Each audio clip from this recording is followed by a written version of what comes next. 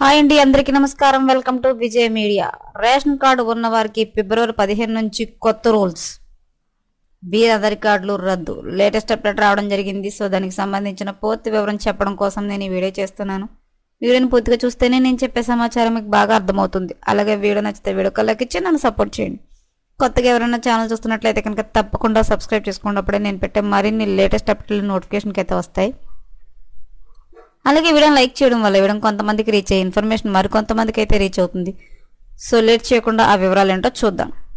తెలంగాణ ప్రభుత్వం కొత్త రేషన్ కార్డుల జారీ ప్రక్రియను ఈ రోజు నుంచి అంటే జనవరి 26వ తేదీ నుంచి ప్రారంభించింది. ఈ రేషన్ పథకం దేశంలోని అన్ని రాష్ట్రాల్లో పనిచేస్తుంది. అయితే ఫిబ్రవరి 15వ తేదీ నుంచి ఈ కార్డు ద్వారా ఈ వ్యక్తులకు మాత్రమే ప్రయోజనం చేకూరుతుంది. ఈ కొత్త నిబంధన చాలా మందిని ప్రభావితం చేయనుంది. ఈ చట్టం కింద అర్హత ఉన్న వారి మాత్రమే ప్రభుత్వం నుంచి ఉచిత రేషన్ సౌకర్యం ద్వారా ప్రయోజనాన్ని పొందుతున్నారు.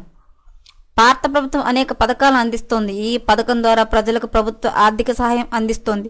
అటువంటి ఒక పథకం ద్వారా జాతీయ ఆహార భద్రతా చట్టం కింద స్వల్ప ధరకు ప్రజలకు రేషన్ అందిస్తారు. ఈ పథకం దేశంలోని అన్ని రాష్ట్రాల్లో పనిచేస్తుంది.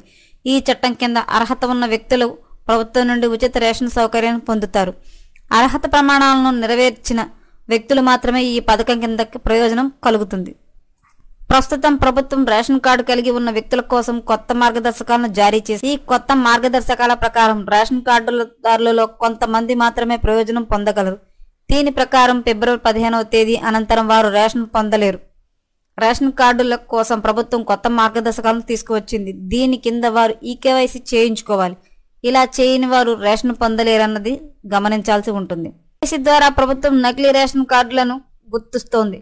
దీని అనంతరం వారిని ఈ పథకం నుండి మినహాయిస్తారు. అలాగే ఈకేవైసీ ప్రక్రియను పూర్తి చేయడానికి మీరు మీ సమీపంలోని ఆహార సరఫరా కేంద్రాన్ని సందర్శించి ప్రక్రియను పూర్తి చేయాల్సి ఉంటుంది. తద్వారా ప్రజలు ఈకేవైసీ పొందవచ్చని ప్రభుత్వం సూచిస్తోంది.